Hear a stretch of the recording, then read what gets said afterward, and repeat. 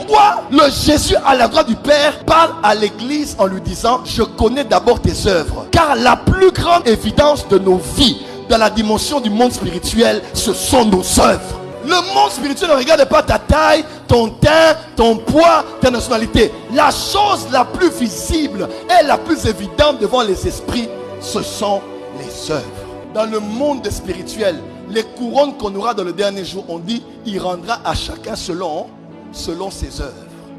Alors, j'entends les prédicateurs de la grâce me dire: ah, prophète JFT, non, ce n'est pas les œuvres, c'est la grâce. Tout est grâce, tout est grâce. Ce ne sont pas les œuvres, c'est la grâce. Le monde spirituel ne connaît que le langage de la loi. Le monde spirituel a un autre régime par rapport au monde qui est sur la terre. Dans Jean, on dit: la loi est venue par Moïse. Elle est venue pour qui? Pour les hommes, n'est-ce pas?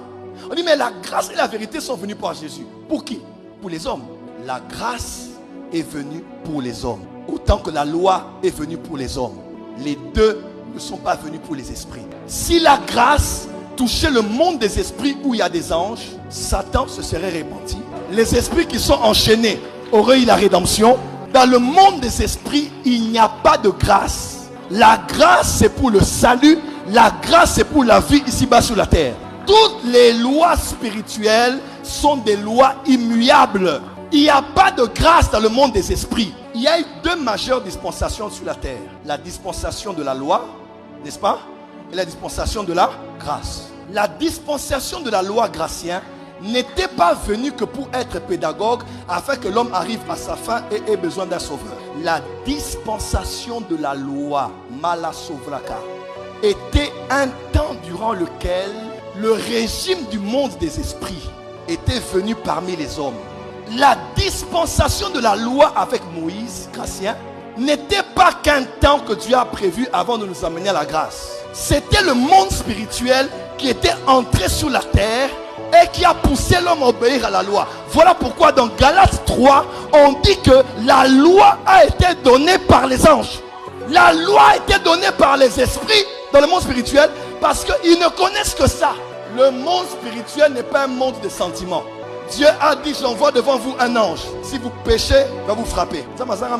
Pourquoi Dieu peut envoyer Moïse et vouloir tuer Moïse? Pourquoi? Pourquoi un ange peut apparaître? Josué le regarde. Josué dit: es-tu pour nous ou contre nous? L'ange dit: je ne suis ni pour vous ni contre vous. Je suis le chef de l'armée de l'Éternel.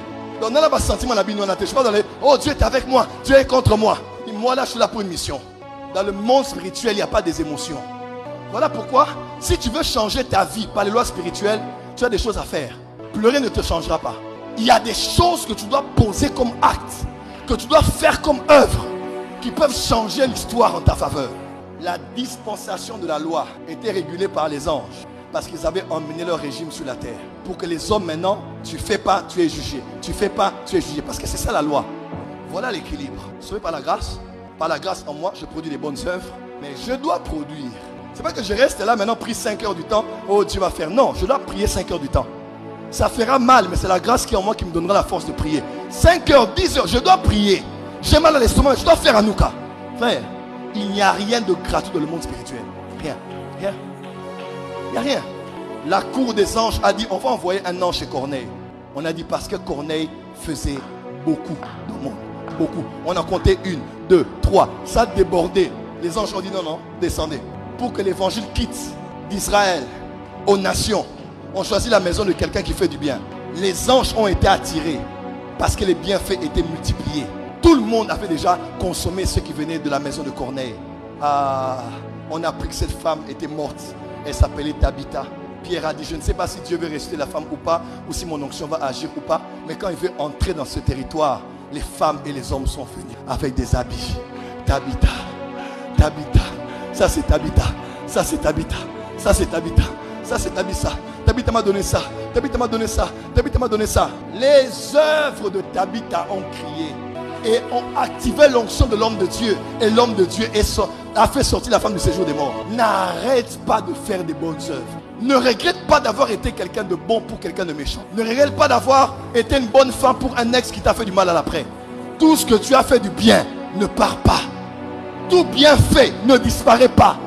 Il y a des êtres qui enregistrent ça. au temps voulu, ça va se retourner et se convertir en quelque chose que Dieu... Dans le monde spirituel, les couronnes ne seront pas données en fonction de la grâce de Dieu, mais en fonction des œuvres. Tu es militaire, on te reconnaît par tes vêtements. Tu es médecin, on te reconnaît par tes vêtements. Tu es saint qui a vaincu, on te reconnaîtra par tes vêtements. Tes vêtements, c'est quoi? Les œuvres. Voilà pourquoi quand il faut évangéliser, évangélise. Pour gagner des âmes, gagne des âmes. Car celui qui gagne les âmes est quelqu'un de sage. Il faut aller voir des gens à l'hôpital, va voir les gens à l'hôpital. N'hésite pas de rendre du bien, de faire du bien à quelqu'un. Et le vrai jeûne, c'est pas juste de se priver de nourriture. C'est de détacher les liens de celui qui est dans la servitude. C'est de donner une maison à celui qui n'a pas de maison. Frère, la spiritualité sans la bonté de cœur et la sorcellerie. La vraie spiritualité en Jésus-Christ, la vraie religion, c'est de faire des bonnes choses que tu fais aux autres.